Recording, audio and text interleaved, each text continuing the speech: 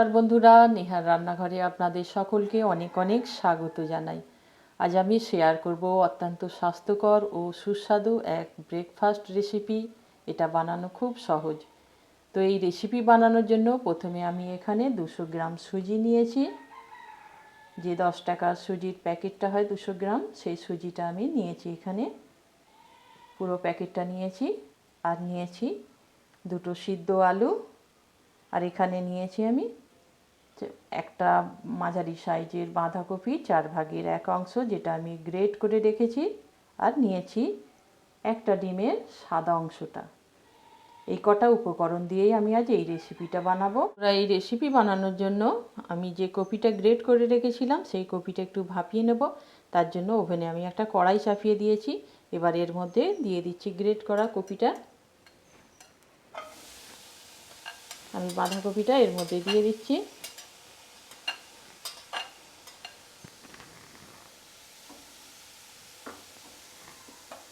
আঁচটা আমি লো করে দিয়েছি। লো করে এর মধ্যে খুব সামান্য একটু লবণ দিয়ে, যাতে কপিটা তাড়াতাড়ি নরম হয়ে যায়, খুব সামান্য লবণ দিলাম। দিয়ে এটা আমি একটু 3 থেকে 4 মিনিট ভাপিয়ে নেব। তার জন্য আমি ঢাকা দিয়ে দিচ্ছি। দেখুন বন্ধুরা, আমি এবার ঢাকাটা খুলে দেখব।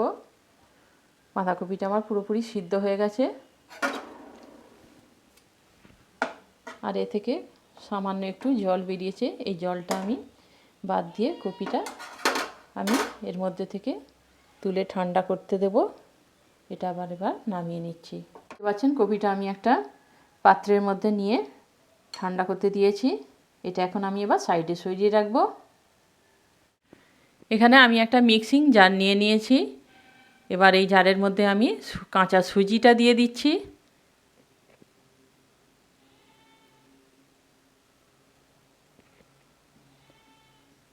এবার এই সুজির মধ্যে আমি সিদ্ধ করে রাখা আলুটা দিয়ে দিলাম।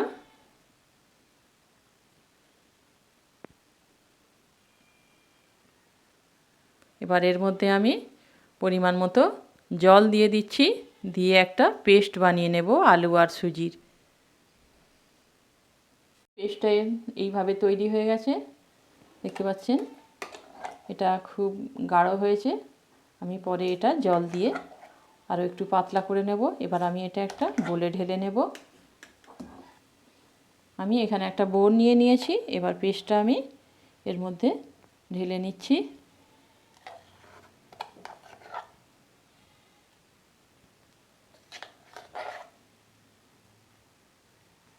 দেখতে পাচ্ছেন বন্ধুরা, আমি পেস্টটা একটা বোলে নামিয়ে নিয়েছি পুরোটাই। এবার আমি এর মধ্যে দিয়ে দেব সিদ্ধ করে রাখা কপিটা।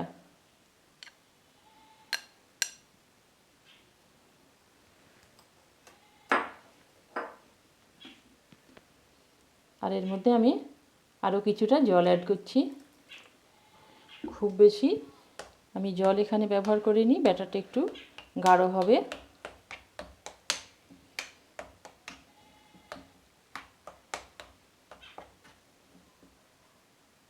আপনারা দেখতে পাচ্ছেন ব্যাটারটা খুব পাতলা হয়নি, একটু গাঢ় টাইপের হবে। এবার আমি এর মধ্যে দিয়ে দেব 1 টিস্পুন চিলি ফ্লেক্স,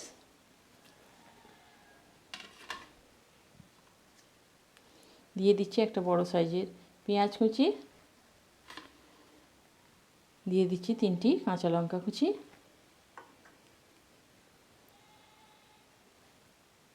আর দিয়ে দিচ্ছি কিছুটা ধনেপাতা কুচি।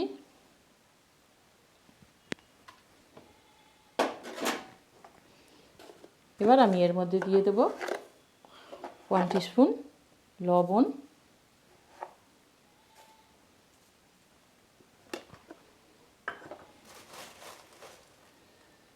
আর দিয়ে দিচ্ছি 1/4 টিস্পুন চিনি। চিনিটা সম্পূর্ণ অপশনাল, আপনারা নাও দিতে পারেন। আর দিয়ে দিচ্ছি এর মধ্যে একটা ডিমের সাদা অংশ। আমি কুসুমটা বাদ দিয়ে এখানে ব্যবহার করেছি।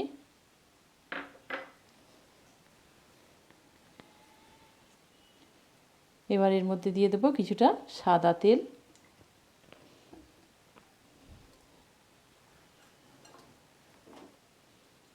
এবার আমি ব্যাটারটা ভালোভাবে গুলে নেব।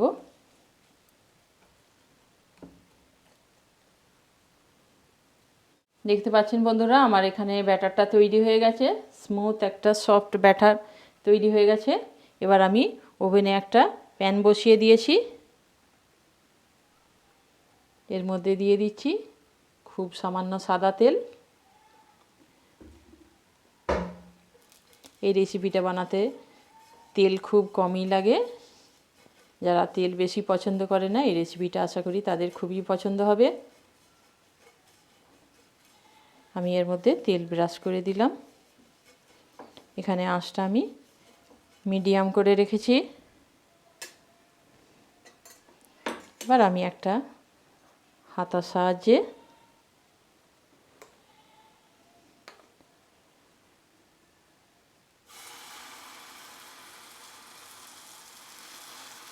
এক হাতা ব্যাটার আমি এই প্যানের মধ্যে দিয়ে, আমি এটা খুব পাতলা করব না, একটু মিডিয়াম সাইজের এটা থাকবে।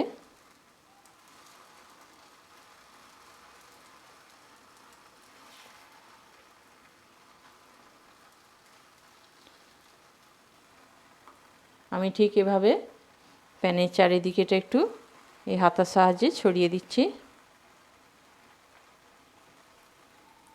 এটা খেতে অত্যন্ত সুস্বাদু এক রেসিপি। ব্রেকফাস্টে বা অফিস টাইমে লাঞ্চে এটা দারুণ খেতে লাগবে। এবার আমি এটা ঢাকা দিয়ে 3 থেকে 4 মিনিট আমি এটা কুক করে নেব। তার জন্য আমি ঢাকা দিয়ে দিচ্ছি। ঢাকাটা আমি এবার খুলে দেখব। দেখুন ওপরেরটা পুরো টেনে গেছে। এবার আমি একটু উল্টে দিচ্ছি এটা।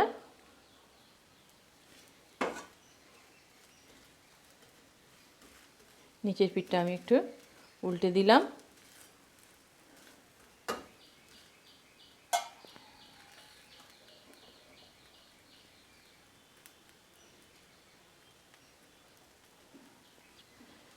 দেখুন নিচের পিঠটাও আমার ভাজা হয়ে গেছে। এবার আমি এটা তুলে নেব। কতটা সফট হয়েছে আপনারা দেখতে পাচ্ছেন। এবার আমি প্যানে আর একটা আমি বানিয়ে নেব ঠিক একই পদ্ধতিতে। সাদা তেল দিয়ে আমি ব্রাশ করে নিচ্ছি।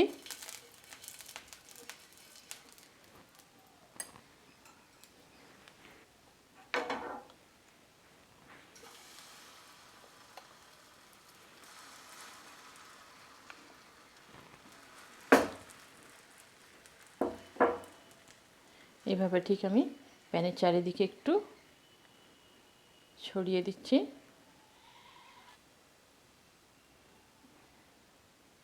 ব্যাটারটা আমি প্যানের চারিদিকে একটু ঠিক এইভাবে সাইজটা বড় করে দিচ্ছি।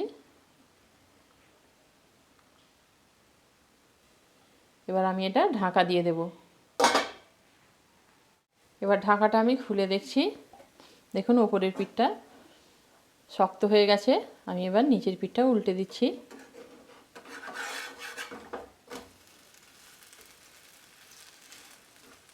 নিচের পিঠটা আমি একটু ভেজে নেব।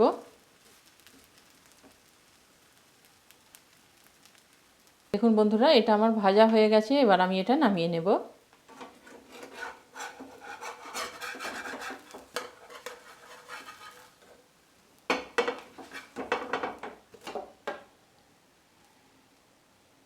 দেখতে পাচ্ছেন কতটা সফট হয়েছে।